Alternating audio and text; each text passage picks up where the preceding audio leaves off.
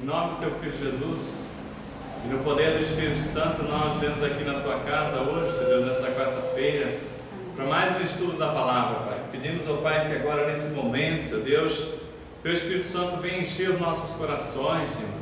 Que todo, Senhor Deus, pensamento, tudo aquilo, Pai, que estava ocupando a nossa mente agora, nós liberamos espaço para que Teu Espírito Santo venha falar conosco, Pai. Toda preocupação do dia, toda preocupação do amanhã, toda preocupação do que vem a ser depois, meu Pai, nessa hora, Pai, nós rendemos, Pai, nosso Espírito a Ti, para que Teu poder, a Tua unção flua através da nossa vida, Senhor Deus. Venha falar conosco nesse estudo da palavra que nós vemos aqui agora, na presença da Tua igreja, Pai, que essa palavra venha trazer, Senhor Deus, revelações nas nossas vidas, Pai. Nós Te agradecendo porque o Senhor é Deus que fala conosco, Pai. O Senhor é o Deus que está sobre as nossas vidas. Venha, Senhor Deus, esclarecer para nós o nosso entendimento, Pai. Nós damos plena liberdade para o Espírito Santo se manifestar em nossas vidas, Pai. Que o Teu poder se manifeste através da revelação da palavra que nós buscamos em Ti essa noite, Pai, em nome de Jesus. Amém. Amém. Glória a Deus. Então, nós damos sequência, né, ao estudo da semana passada. Nós estávamos lendo aqui na palavra do livro de Gênesis ainda, né? A palavra que está lá em Gênesis capítulo 1, no verso 2. Nós vamos ver aqui, hoje, a gente olhando o livro de Gênesis, assim, como Deus começa tratando a vida, né? Em Gênesis capítulo 1 ele fala da vida, então nós vamos ver aqui que depois que Deus disse para ver, haja luz, né? Então Deus, Ele começa a fazer com que todas as coisas sejam criadas a partir desse dia. Então o que acontece, né? A primeira coisa que ele cria, ele fala que produz a terra vegetais, plantas que deem sementes, árvores frutíferas. Então é o primeiro nível de vida que nós vemos Deus trazendo para povoar, para ocupar a terra. Depois disse Deus aqui, então depois que ele fez as luminárias, Deus colocou os firmamentos. Então a palavra do Senhor diz aqui que Deus,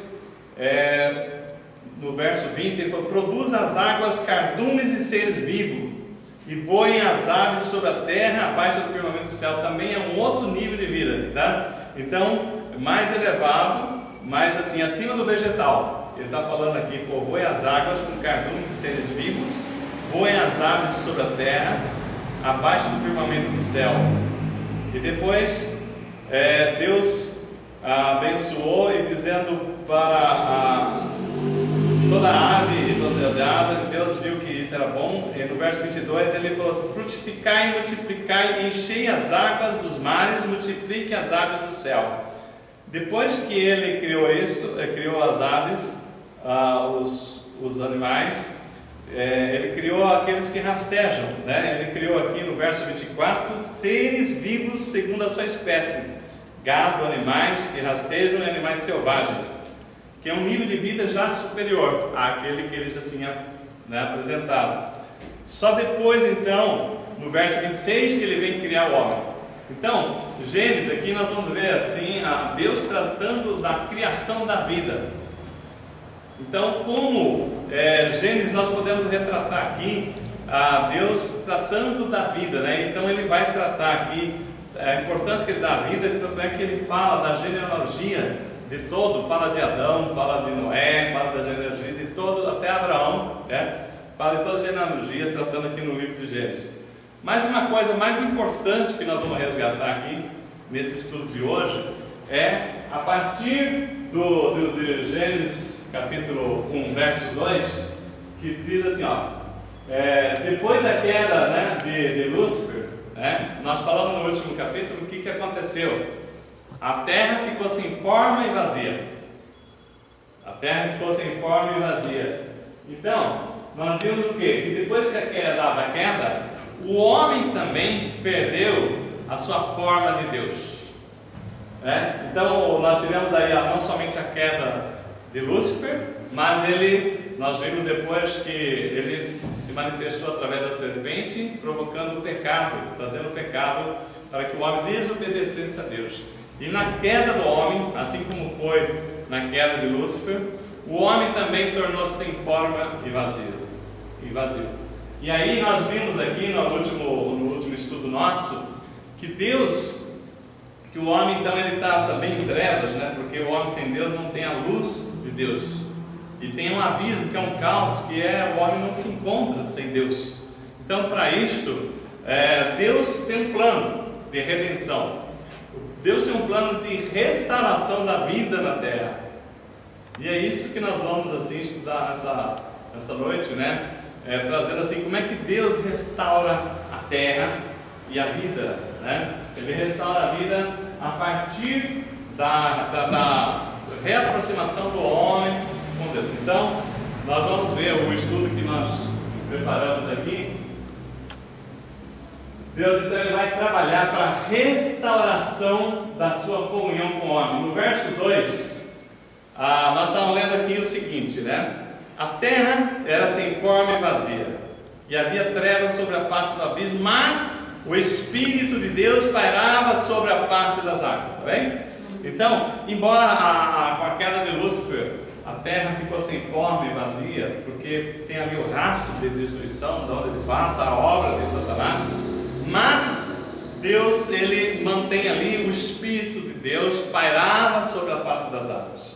Então, nós vamos estudar aqui nessa noite como é que Deus trata da restauração da vida, como é que Deus gera a vida. Com todo um cenário de destruição, de trevas, né? Abismo, Deus, ele restaura a vida. Então nós vamos ver aqui, a partir do verso 2, né? Que embora havia trevas, abismo, mas, a Bíblia diz que o Espírito de Deus pairava sobre a face das águas. Então nós vamos ver aqui como é que Deus trabalha para restaurar a vida, né? No seu plano de trazer a comunhão com ele. Então no verso 3, disse Deus, haja luz e houve luz. Então, a partir do momento que Deus disse, haja luz e disse Deus, haja luz, houve luz, aconteceram duas coisas muito importantes que vai dar assim, um entendimento para nós nessa palavra. O Espírito de Deus pairava sobre a face das águas, quando Deus disse, haja luz, e disse Deus haja luz. Então duas coisas aconteceram, né? Aconteceu a junção dessas duas coisas. O Espírito de Deus pairava sobre a face das águas e disse Deus. Então houve o quê?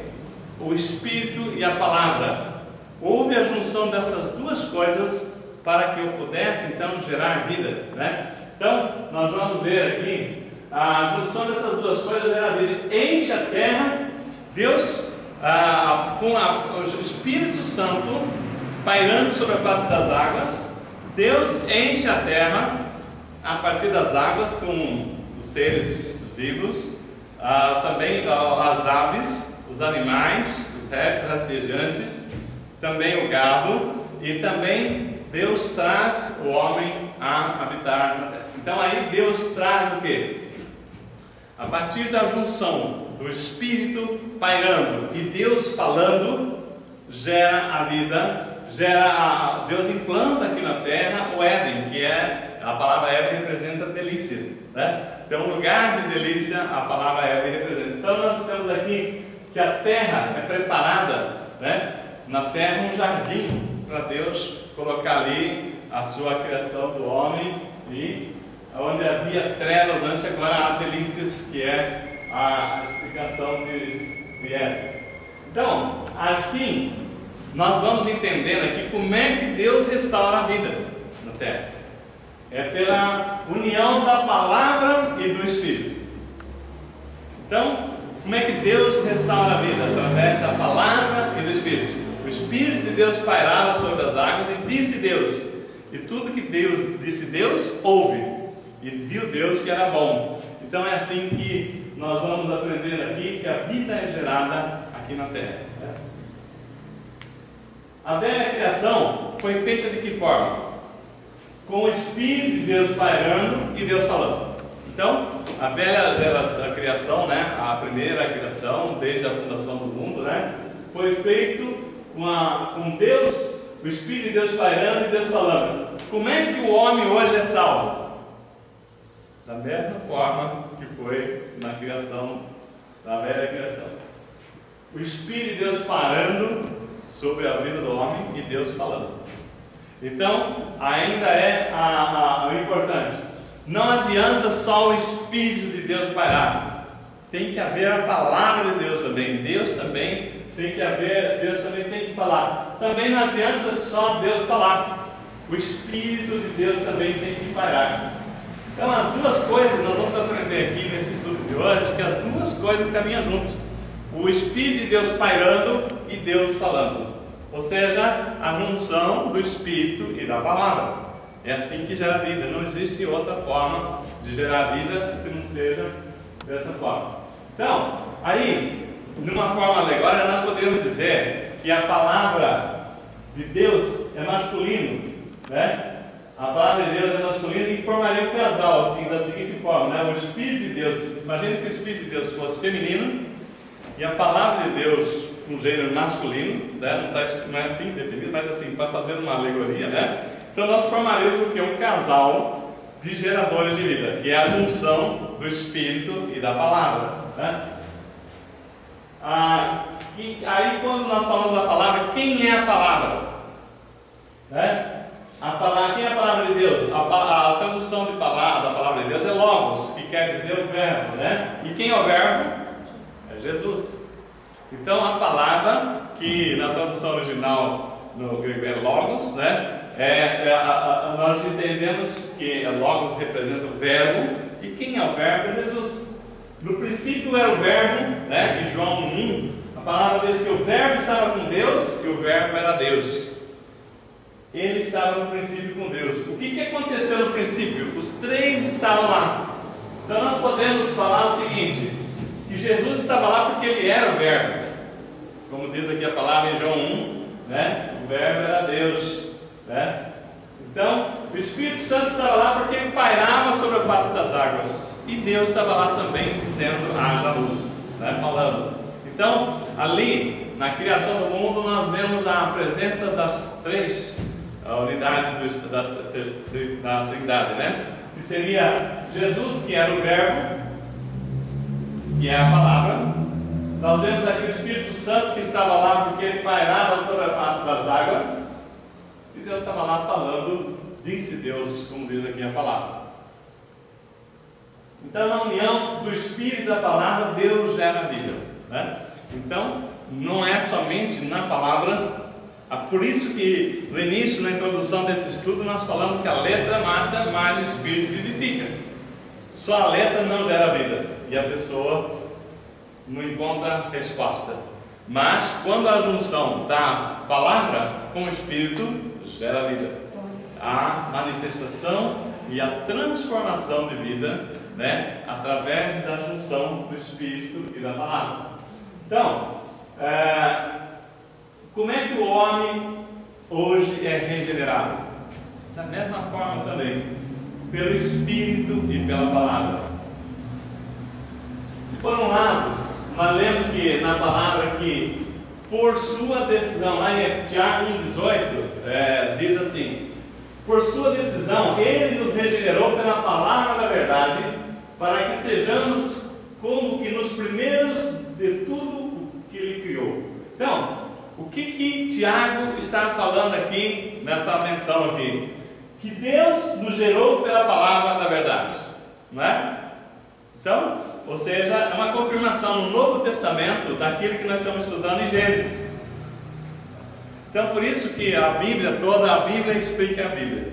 Quando você começa a ler por Gênesis, você vai buscar lá na frente aquilo que os discípulos de Jesus, os apóstolos, aqueles que escreveram a Bíblia no Novo Testamento, ele traz uma confirmação daquilo que já foi semeado em Gênesis, né? Toda a base já foi lançada em Gênesis. Então, por um lado, nós vemos na palavra aqui, por sua decisão, Deus nos gerou pela palavra da verdade. Então, pelo seu querer, Ele nos gerou pela palavra. Agora, nós temos também, por esse entendimento, que nós não somos mais criaturas, que Ele nos gerou. E quem é que gera? A mãe não gera o filho no seu ventre, no seu útero, né? O filho não é gerado. A criatura, ela é criada. Mas quando Deus fala que Ele nos gerou pela palavra da verdade, nós estamos falando que nós somos verdadeiramente agora filhos de Deus. Porque nós não somos mais criados, nós fomos gerados. Então, Deus, quando Ele gera o homem, Ele o faz filho de Deus. Confirmação dessa palavra, né? Então, por outro lado, Jesus nos ensina também, lá em João 3,5, digo a verdade, ninguém pode entrar no reino de Deus se não nascer da água e do Espírito. Então, lá em Tiago, diz que Deus nos gerou pela palavra da verdade. João também diz que ninguém pode entrar no reino de Deus se não nascer de novo da água e do Espírito, né? Então, nisso aqui, nós vamos acabar entendendo agora essa palavra, porque que para o homem nascer de novo tem que ser gerado pela palavra representada pela água, né? A palavra está representada pela água, né? E pelo Espírito. E a junção das duas coisas, o Espírito e a palavra, se encontra a vida de Deus. Então aí a vida de Deus, aquele sêmen de Deus está dentro do homem a partir da junção do Espírito e da palavra. Então explode a vida de Deus no nosso interior, né? Então o homem nasce de novo. Aí aparece então, né, a nossa conversão. Agora uma coisa muito interessante: ninguém convertido por acaso, né? A pessoa fala assim: olha, eu resolvi ir para a igreja, né? Resolvi aceitar Jesus. Ninguém resolve aceitar Jesus, né? Quando alguma pessoa ele entra no caminho do Senhor, é porque alguém está orando por ele. Se ninguém orar por aquela pessoa, não há conversão. A gente tem assim testemunhos interessantes de intercessão, né? Mãe que intercede pelo filho 10 anos, 15 anos, 20 anos, né? Filhos que estavam numa vida perdida, e aí ele resolve, então um belo dia muda, né? Vidas assim, pessoas que vida totalmente promíscua, né? Aí a mãe não desiste. A mãe não desiste, a avó, ou alguém parente, alguém mais próximo. Então, tem alguém orando. Então, é através da oração de intercessória que a pessoa é convencida, né, pelo Espírito Santo. Não é a pessoa que convence, ninguém convence ninguém a vir para Jesus, né? Então, o Espírito Santo. Então, ele fica quando, né? A geração de vida é quando o Espírito Santo está pairando sobre as águas, né? Então, no caso aqui, para gerar a vida de Deus na pessoa, para a pessoa, o Espírito Santo entrar, convencer aquela pessoa a vir para Cristo. Então, o Espírito Santo tem que estar pairando sobre aquela pessoa e alguém tem que interceder. Então, comece a orar então para a conversão daquele parente, aquela pessoa que você está querendo que venha para a igreja, que venha para Cristo. Comece a orar. Assim como você pode orar assim: Senhor, assim como aquele dia na fundação do mundo, que o Espírito de Deus pairava sobre as águas, que o teu Espírito Santo paire sobre aquela pessoa, né? Modificando, né? Assim como o Espírito Santo ali pairando sobre aquelas águas, né?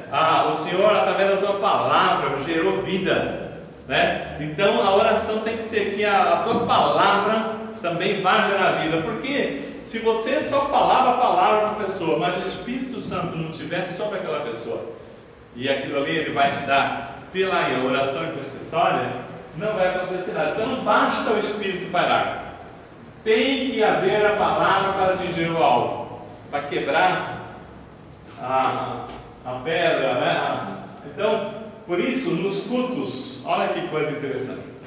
Por que nos cultos tem que ter a palavra? Porque sem a palavra, né, não há vida.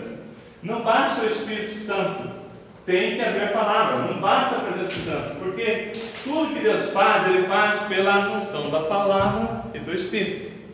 Então, numa reunião, olha, vamos fazer uma reunião só de louvor. Se não tiver a palavra, não gera vida, né? Porque não basta o Espírito Santo, tem que ter a palavra. Por que os cultos nossos tem a palavra, né? Poderia fazer um culto só de conversa, né? De testemunho. Não, tem que ter a palavra, porque é a palavra e o Espírito que gera vida, senão aquele culto não vai ter um culto vivificado, né? Qual deve ser a nossa dieta espiritual? Então, o homem, ele tem uma dieta espiritual. Nós temos que nos alimentar da água, que é a palavra, e do Espírito, né? Então, nós temos que, Jesus falou, errais por não conhecer a Escritura, que é a palavra e o poder de Deus, da unção do Espírito Santo. Então, errais porque não conheceis as Escrituras, que é a palavra e o poder de Deus através da unção do Espírito Santo. Então, nós estamos falando aqui o seguinte, né? O culto, né? O culto, nós podemos trazer a palavra, mas se essa palavra não vier pela unção do Espírito Santo, ela não vai gerar vida, não vai haver transformação. Então, nós temos que, para haver transformação, precisa ter o quê? A presença do Espírito Santo. Nós temos que, o louvor, né? O louvor é um momento de adoração em que nós pedimos a presença do Espírito Santo, nós nos colocamos aqui em adoração, repreendemos todos os pensamentos, né? Para que o Espírito Santo ocupe as nossas mentes. Aí depois vem a palavra, e a palavra e o Espírito gera transformação.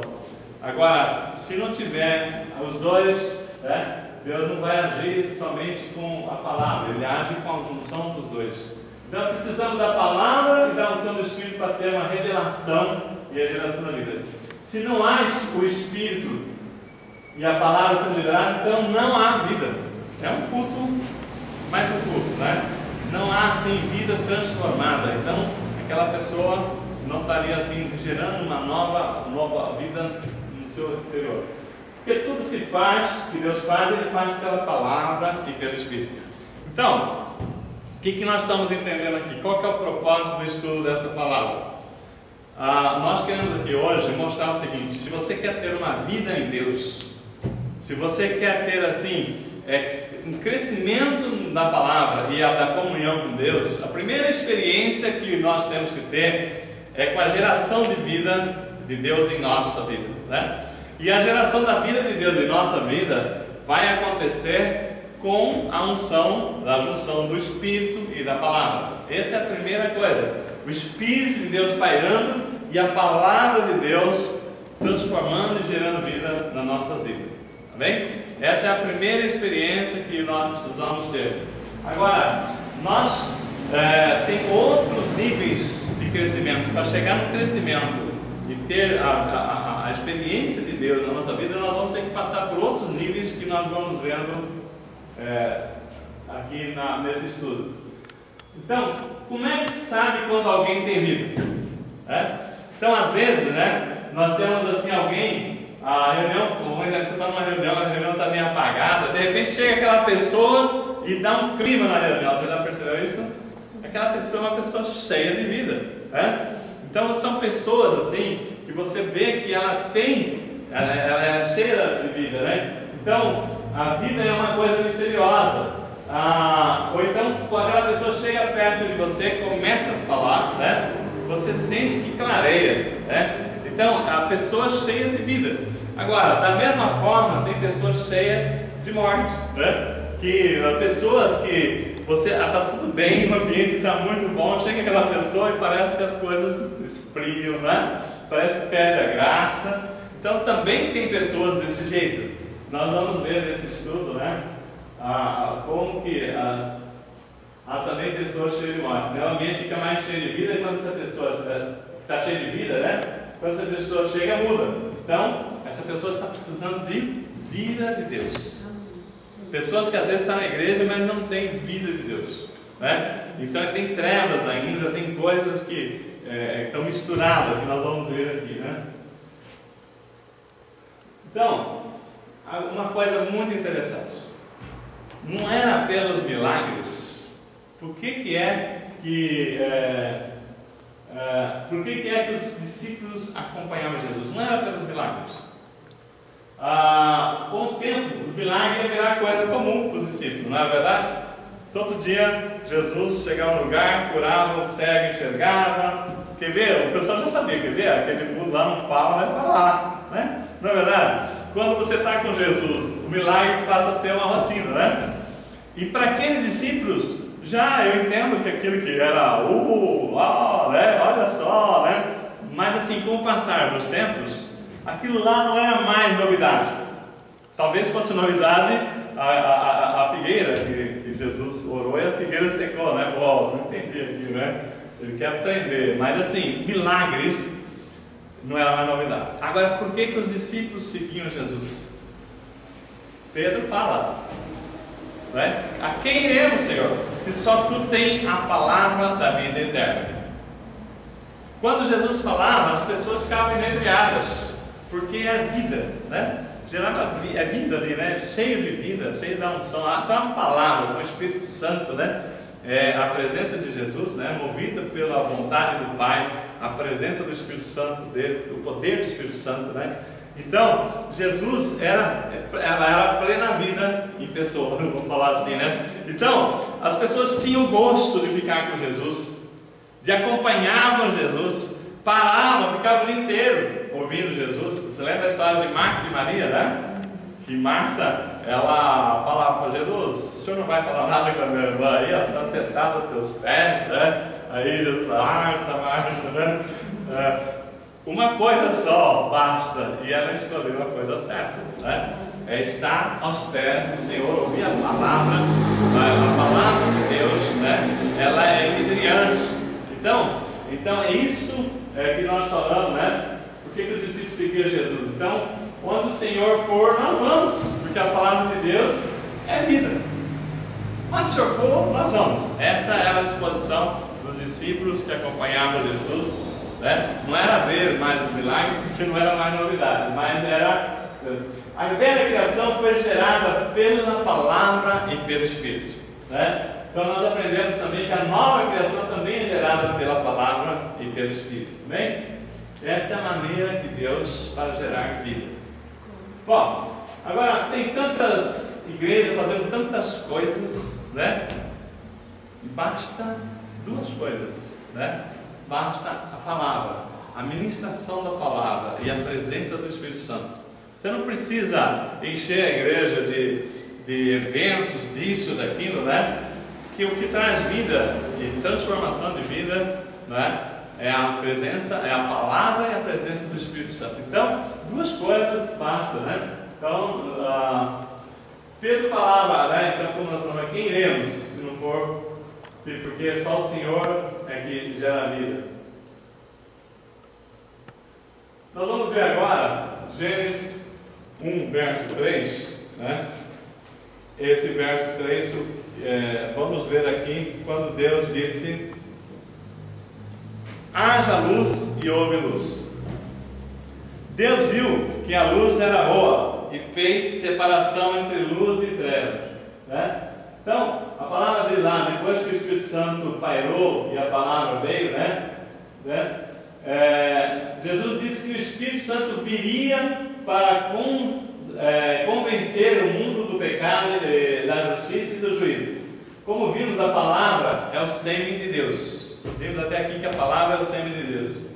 Quando alguém lê ou ouve ou acolhe a palavra de Deus no seu interior, ele está gerando vida de Deus dentro de si. Então a natureza de Deus vai ser implantada dentro daquela pessoa, né? É a maneira pela qual ocorre a geração da nova criação. Como é que nós falamos? Nós aceitamos Jesus, passamos pelo batismo, então agora eis que tudo novo se fez, né? O homem velho fica para trás e uma nova criatura surge. Quando existe o quê? A junção da palavra e do Espírito atuando na vida do homem, né? Então, aqui que eu estava dizendo, né? Disse Deus, haja luz, e fez a separação entre a luz e as trevas, né? Então, no verso 3, disse Deus, haja luz e houve luz. E Deus viu que a luz era boa, e então ele fez a separação entre luz e trevas. Então, a primeira experiência que o homem tem quando ele aceita Jesus, a primeira coisa que ele vai receber, a experiência de Deus, é a geração de uma nova vida, né? Deus, através da unção da palavra e do Espírito, vai gerar uma nova vida. Agora, a segunda experiência que o homem tem no seu crescimento espiritual, passa por 3 separações. E a primeira separação que o homem tem que fazer, assim como Deus disse, haja luz e houve luz, e fez a separação das trevas e da luz, assim também é o novo convertido. A primeira separação que o novo convertido tem que fazer na sua vida é essa, né? Então, a segunda experiência que nós temos, né? Que é quando nós convertemos, falta luz para o homem, porque está misturado com as trevas. Quando o homem aceita Jesus, né? Então você tem trevas e luz. Então aí você tem que fazer a separação das trevas da luz. Essa é a primeira separação das trevas. Então tem pessoas que têm uma experiência com Deus, mas não param por aí. Então não desenvolve. Uma vez que é nova criatura, agora tem que fazer a separação das luzes das trevas. A pessoa que aceitou Jesus, que tem um compromisso agora de receber, conhecer a palavra, né? Então ele não pode mais andar em trevas. É isso que a palavra tem trazido, né? Aqui para nós, nosso entendimento. Então a pessoa, nessa nova caminhada com Cristo, ele tem que ver aquilo que é pecado, que representa as trevas, né? Ele tem que abandonar. A pessoa que tem uma prática da mentira, ele não pode mais continuar mentindo, porque agora a mentira é das trevas, é do reino das trevas, do pai da mentira, o diabo. A pessoa que tinha costumes de agir mal, de não cumprir seus compromissos, né? Aquela pessoa que falava assim, pode deixar que amanhã estou aí, né? Você espera, cadê a pessoa? Não é chato isso? Né? A pessoa falar que é cristã, né? E não sabe separar as trevas da luz, então ele ainda não passou por esse primeiro nível da separação. A pessoa, ninguém é obrigado a prometer nada, não é verdade? Você faz um compromisso porque você quis, porque acima de tudo é preferível você falar a verdade, porque a verdade é luz, né? Então o que acontece? A pessoa, ela prefere falar, não, conta comigo que amanhã estou aí, domingo eu vou no culto, né? Quarta-feira eu estou na reunião. É melhor falar não vou, né? Do que porque a pessoa fala e depois não cumpre. Não, por um motivo, isso, tá bom. Então vou me esforçar para ir, quero que Deus me ajude a estar lá, é outra história. Então nós temos que ter a separação, tem que abandonar as trevas e viver em novidade de vida, não é verdade? Ou separação das trevas da luz. A palavra fala, aquele que diz que ama a Deus, né, mas odeia o seu irmão, esse ainda está nas trevas. Aquele que cultiva ódio dentro de si, é trevas, né? Aqui é todas as coisas, então é fácil a gente entender o que é trevas e o que é luz, não é verdade? O que nós precisamos entender? Que não pode mais haver treva e luz. Tem que haver a separação das trevas da luz. Esse é o primeiro nível de separação que nós temos que viver. Então não adianta você ter sido gerado, mas também tem que ser separado. O homem é gerado. Ele era criatura de Deus, agora é filho de Deus. Mas o filho de Deus não vive nas trevas. Ele tem que andar na luz. Essa é a primeira coisa que nós temos que ver, esse primeiro nível, né? Ser separado significa sair daquele ambiente, daquele lugar, né? A pessoa que vivia nas trevas, agora ele anda na luz. Então tem que sair das trevas e viver na luz. Quando nós nos convertemos, passamos por 3 separações, né? Primeira separação que nós estamos falando aqui é a separação das trevas da luz. É a nossa primeira separação. Mas tem que ser uma separação radical, né? Não é assim, separei um pouquinho, né? Fiquei com o resto. Não, tem que ser a separação mesmo. Assim, não, o que é pecado não pode mais, né, ser uma prática minha, né? Então nós não podemos viver na presença de pecado. Muito bom entender você, muito bom até criticar, por que você não faz mais essas coisas, agora você virou santo, né? As pessoas já comentar dessa forma. Trevas é aquilo que é escuso, abominável, reprovável, aquilo que é maligno. É muito muito claro. Eu acho que nesse estudo a coisa mais fácil de explicar para as pessoas, mesmo que ela não seja conhecedora da palavra, é explicar o que é treva e o que é luz, né? Então a treva representa aquilo que... Olha ali, luz é a presença de Deus, né? Então a treva é aquilo que é conhecido pecaminoso. O que é luz? É a presença de Deus. Então não há tropeço na luz. Ninguém que anda na luz tropeça, não é verdade? Agora quem anda nas trevas, buraco, né? Machuca daqui, pisa dali, né? Então, ser separado é a primeira experiência que tem que ser gerada ser gerado pela palavra, pelo Espírito. A segunda experiência é a separação. Nós já vimos aqui a primeira separação, que é a treva da luz. A segunda separação que nós vamos ver é entre o que é de baixo e o que é de cima. Gênesis 1:7, né? Gênesis 1:7, a palavra do Senhor diz aqui, diz o quê? E Deus, no verso 7, Gênesis 1:7, Deus fez o firmamento e separou as águas que estavam debaixo do firmamento das que estavam por cima dele, e assim foi. O firmamento Deus chamou de céu, e foram tarde e manhã o segundo dia. Então, há uma outra separação, já num nível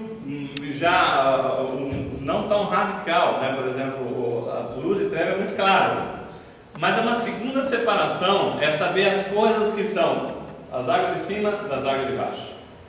Então, é a separação daquilo que é natural do que é sobrenatural. Então, as águas de cima, né, nós estamos falando de coisas sobrenaturais.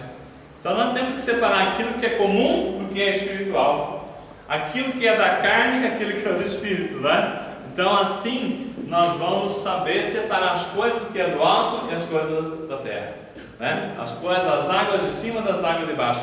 Isso é fundamental. Então, um segundo nível de separação.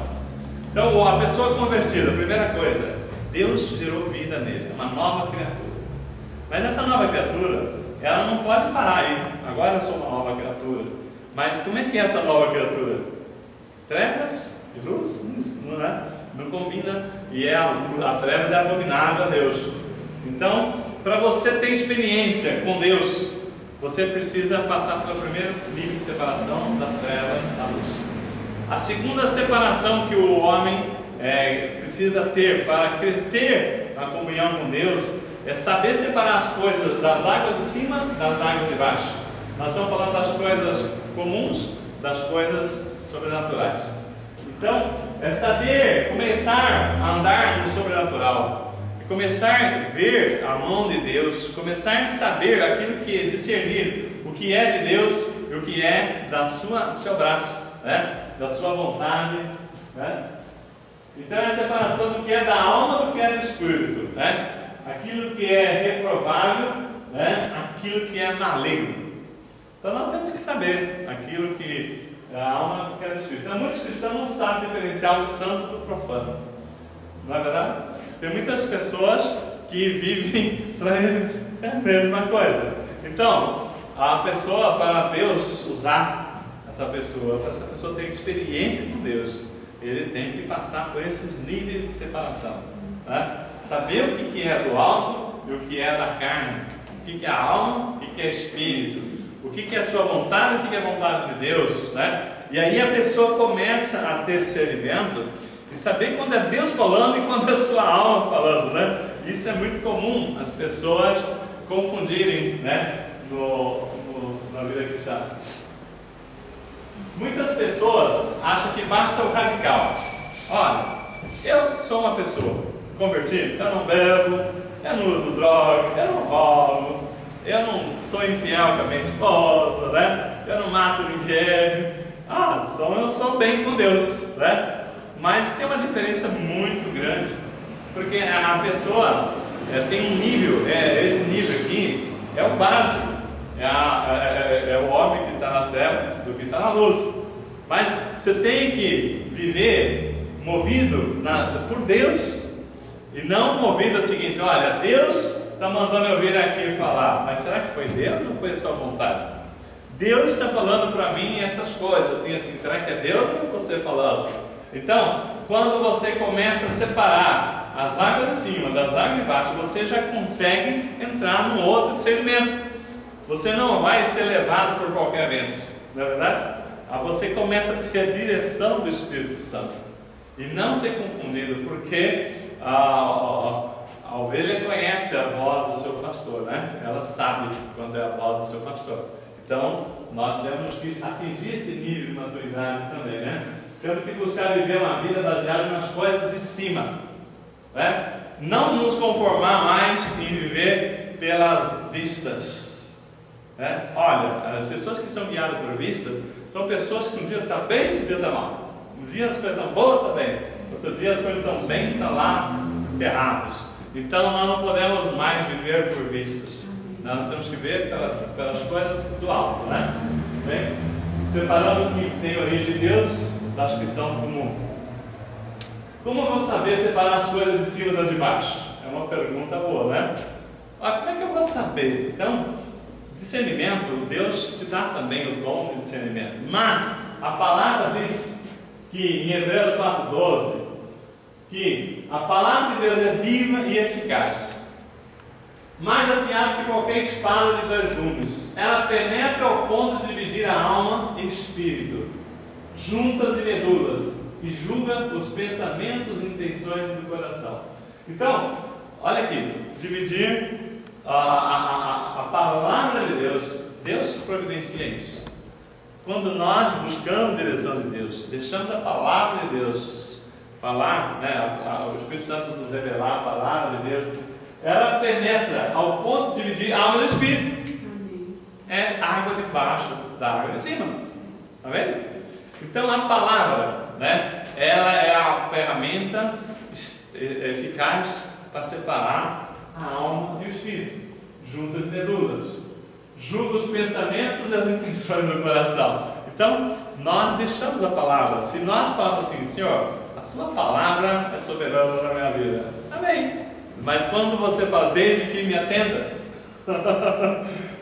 eu vou confiar na palavra desde que seja daquilo que forma que eu pensei, né? Seja assim, que a minha vontade, não a tua vontade. Então, nós não estamos mais assim, obedientes, deixando que a palavra de Deus, né, que é vida eficaz, ela penetre a ponto de dividir a nossa alma do Espírito. As coisas do Espírito, só para saber, você apertou o botãozinho lá, está vermelhinho aí? Então, as coisas do Espírito têm que ser separadas das coisas da alma. As coisas naturais têm que ser separadas das coisas espirituais, né? Muitas pessoas misturam essas duas coisas, né? Se você quer uma experiência com Deus, então você precisa,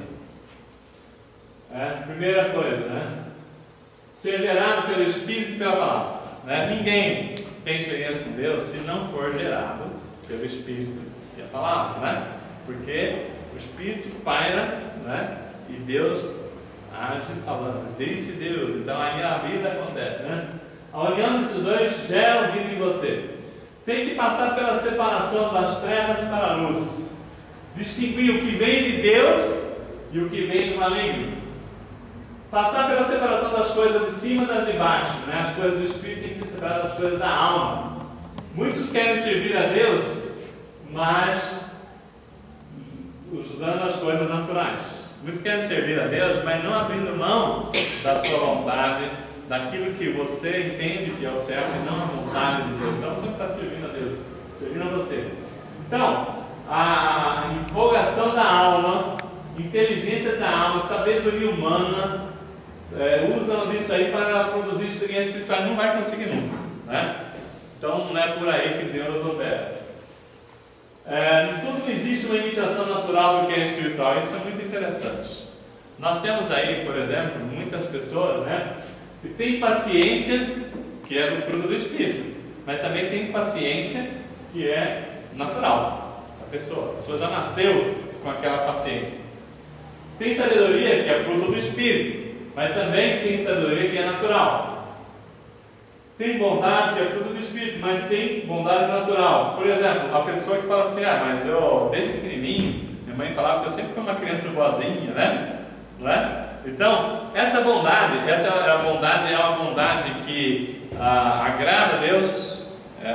Olha, a pessoa ser bom é agradável a Deus, mas assim, essa bondade natural é diferente da bondade de Deus. Sabe por quê? A paciência natural, a sabedoria natural, a bondade natural, ela acaba a hora que a situação acontece. E a de Deus, ela não acaba. Quando você tem a sabedoria que vem do alto, por mais que a situação feche, você tem a direção, né? A pessoa, olha, tem uma paciência, porque desde pequenininho, minha mãe sempre falou que eu sou um menino muito paciente e tal. Aí Deus falou assim, deixa eu ver até que ponto que vai a sua paciência, né? Até que ponto que vai essa sua... Não, eu espero, eu sei esperar, né?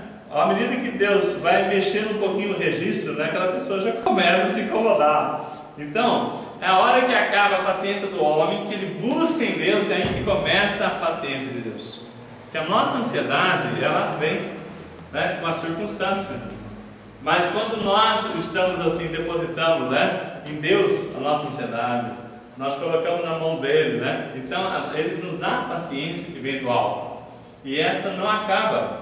Essa nos faz assim enxergar com os olhos de Deus. Então, o que é natural acaba, o que vem de Deus, ele é eterno. Isso não acaba, né? Então, aquilo que acaba é coisas de baixo. Aquelas coisas que você tinha. Poxa vida, né? Eu me converti, eu era uma pessoa assim, agora não sou mais, eu sou uma pessoa nervosa, não sei. Isso que acabou eram coisas naturais. Aí é hora de começar a buscar em Deus, né? Aquilo que vem do alto, esse é eterno. Então, quando ela acaba, você se aproxima e Deus te dá o que você precisa. A verdadeira paciência, né? E a partir daí você não mais guia por vista, né? A terceira separação que Deus faz é a separação da terra, das águas, da porção molhada da terra seca, né? No Gênesis 1:10, a palavra diz assim: e ao continente, no verso 9, Deus diz: ajunte-se num só lugar as coisas que estão debaixo do céu, e apareça o continente. Assim se foi. E o continente Deus chamou de terra, e ao ajuntamento das águas, mares. E Deus viu que isso era bom. Amém? Então, no verso 10, ao continente Deus chamou terra, ao ajuntamento das águas, mares. E Deus viu que isso era bom. Essa é a terceira separação que o cristão passa também. Qual foi o dia, antes de entrar nessa explicação, qual foi o dia em que Deus provocou a separação da porção seca da porção da água? Aqui, ó, no verso 13: e foram-se tarde e amanhã do terceiro dia. Amém? Então, olha só, quando foi que Deus providenciou o continente, terra, separando-se da porção, no verso 10, que chamou de terra, e ao ajuntamento de água, mares, e Deus viu que isso era bom? Quando foi que ele separou a porção seca das águas? No terceiro dia. Então, será que é por acaso? Era o terceiro dia. Agora, na Bíblia nada é por acaso. Jesus também ressurgiu no terceiro dia. E o que significa isso, pastor? Então, a terra na Bíblia simboliza o Senhor Jesus. E por isso que nós falamos que nós estamos caminhando para Canaã, né? Estamos caminhando para Jesus, né? A nossa vida carreira cristã é caminhar para Canaã, e a terra simboliza Jesus. Então, quando nós falamos assim, nós caminhamos para Canaã, nós estamos caminhando para Jesus. A água na Bíblia simboliza a morte. Falou assim, mas o que é isso, pastor? Eu sempre ouvi falar que a água era a fonte de vida, mas tem duas águas que se citam na Bíblia. Quando nós falamos assim de uma fonte de água jorrando, rios de água viva, né? Aí está falando de Deus, o rio que vem do trono de Deus. Mas assim, quando nós falamos assim, muitas águas juntas, é morte. Nós vamos lembrar aqui, por exemplo, vamos ver aqui, o Mar Vermelho, é morte, né? Não foi? O Mar Vermelho se abriu, o povo de Deus passou e os egípcios morreram, né? Sepultados ali nas águas do Mar Vermelho.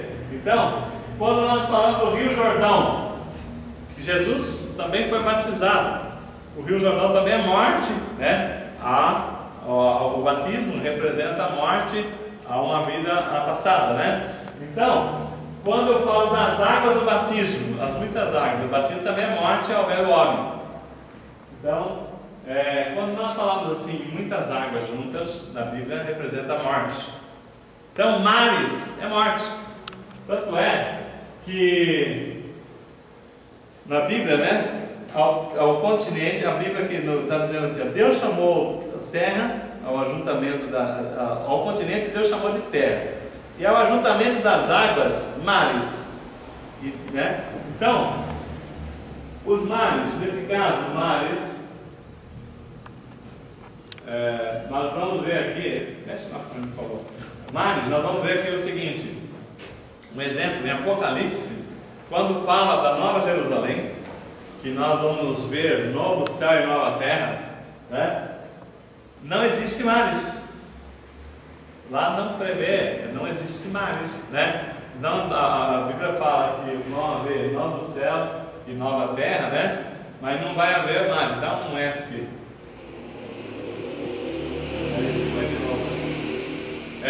Por que não vai haver mares? Porque mar representa a morte, não é? Dilúvio, a morte, não foi?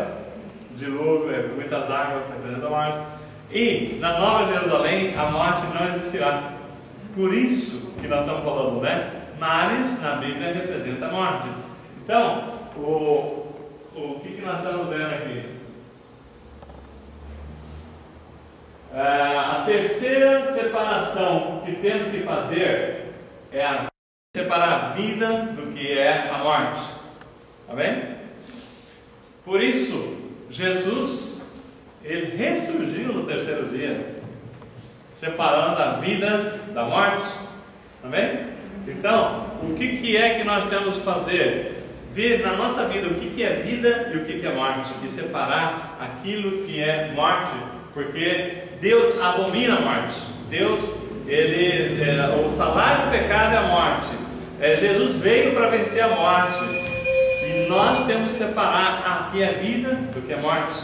E muitas vezes nós temos assim situações que nós carregamos morte dentro de nós, coisa que não tem vida nenhuma, né? Então isso nós temos que saber distinguir. Tem pessoa na igreja que tem um rótulo de crente, mas está cheio de morte, coisas que já estão enterradas. Ele traz para a sua vida. Ele vive no passado, vive nas coisas que aconteceram, e ele torna a sofrer, né? Ele não vive a vida, ele vive a morte, né? Hoje mesmo eu tive a experiência de falar com uma pessoa que ela me tomou 1h30 para falar de coisas que eu já sabia e de coisas de morte, mas ela queria falar porque ela tinha necessidade de falar da morte. Então essa pessoa está o quê? Muito doente, o coração está sujo, né? Cheio de coisas que não dá espaço para a vida de Cristo nela. Deus não consegue, né? O Espírito Santo não consegue produzir os frutos quando a pessoa carrega no seu coração a morte, né? Uma falta de perdão é morte, porque você está morrendo junto com aquela pessoa, né? Você está morrendo, está matando a sua vida e a vida daquela pessoa. Então nós temos que separar, né? O nosso último inimigo que nós temos que vencer é a morte. O último inimigo que nós temos que vencer é aquilo que não traz vida, mas que traz morte. Aquilo que traz morte é aquilo que te afasta da presença de Deus. Deus é vida. Toda vez que você se afasta dele, você fica ganhando com a morte. Então, aquilo que é morte. Então, quando nós conseguimos enxergar o que é vida e o que é morte, nós temos um nível mais sutil do nosso crescimento cristão. Nós conseguimos então viver a vida de Deus, né? Então, o salário do pecado é a morte, mas o dom gratuito de Deus é a vida eterna. Deus, Ele estabeleceu que se comer daquele fruto morrerás. Então o pecado gera a morte. Mas Deus falou assim, o dom gratuito de Deus, você não paga nada, basta você pedir, né?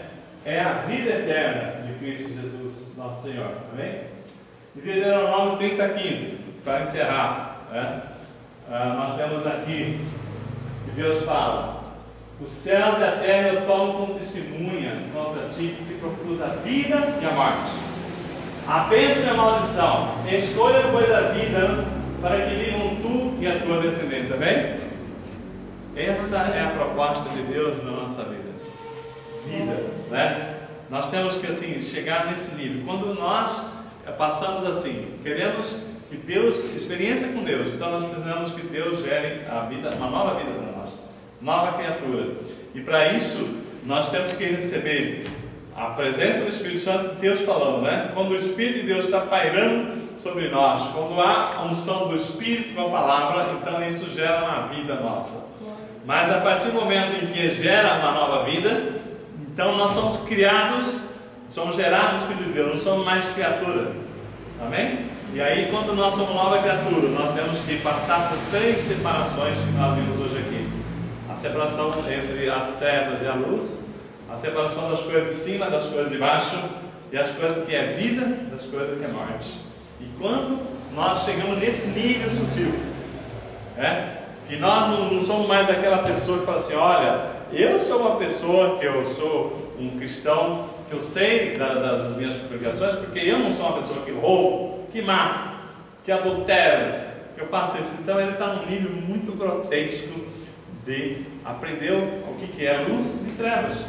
Mas temos que aprender mais coisas, andar no sobrenatural de Deus, viver na fé, né? Porque sem fé é impossível agradar a Deus. E também separar a vida de morte.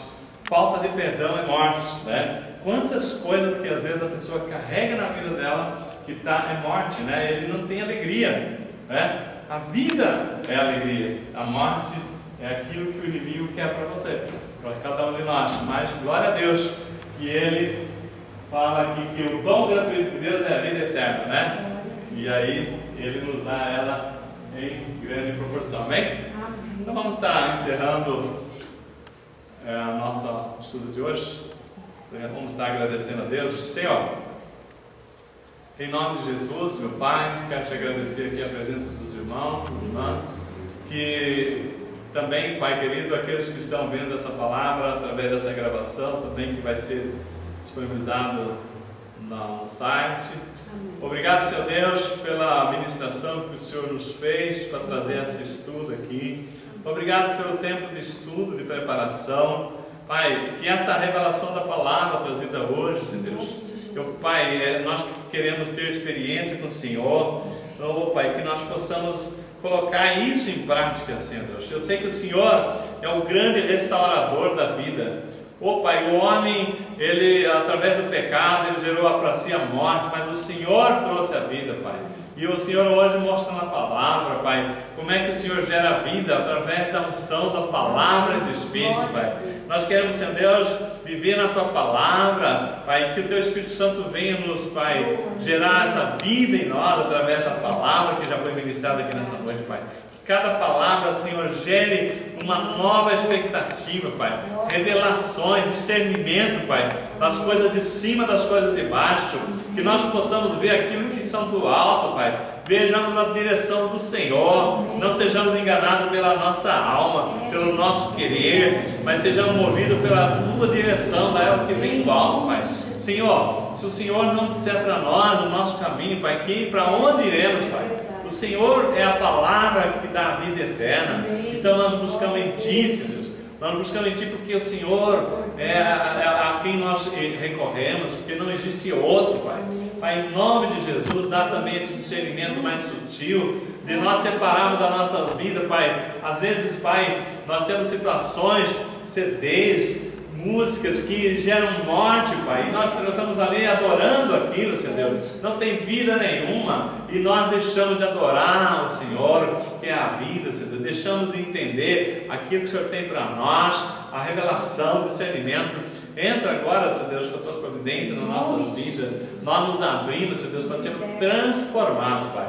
Aquilo que é trevas, Senhor, nos traga luz, Pai, que a gente possa, Senhor Deus, não ter nenhum momento, nenhum lugarzinho de treva nas nossas vidas, que nós possamos andar, Pai, no sobrenatural. Nós precisamos, Pai, nós precisamos de Ti, não queremos ser mais guiados por vista, Pai, mas pela fé no Deus que nós servimos, Senhor Deus.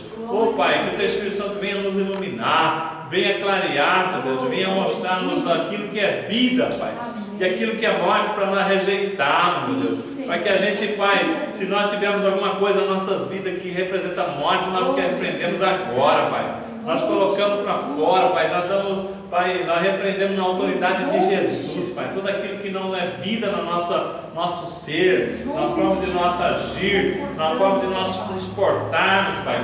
Tudo aquilo que traz morte à pessoa, a relacionamento, Pai, nós repreendemos agora, Pai, na autoridade de Jesus, que caia por terra todo espírito de morte, tudo aquilo que tem segurado, Pai, Pai, a projeção da Tua vida em nossas vidas, Pai, e nós abrimos espaço para o Teu Espírito Santo nos abençoar. Abençoa, Pai, nesse feriado, nesse final de semana maravilhoso, nos guarda, Pai, nós adoramos ao Senhor, Pai, nós louvamos o Senhor, ao Senhor toda a honra, toda a glória e todo o poder, toda a adoração a Ti, Pai, porque o Senhor tem nos dado o Teu alimento, esse maná que vem aí do alto, que nós recebemos em nome de Jesus. Amém. Amém. Glória a Deus. Glória a Deus. Amém.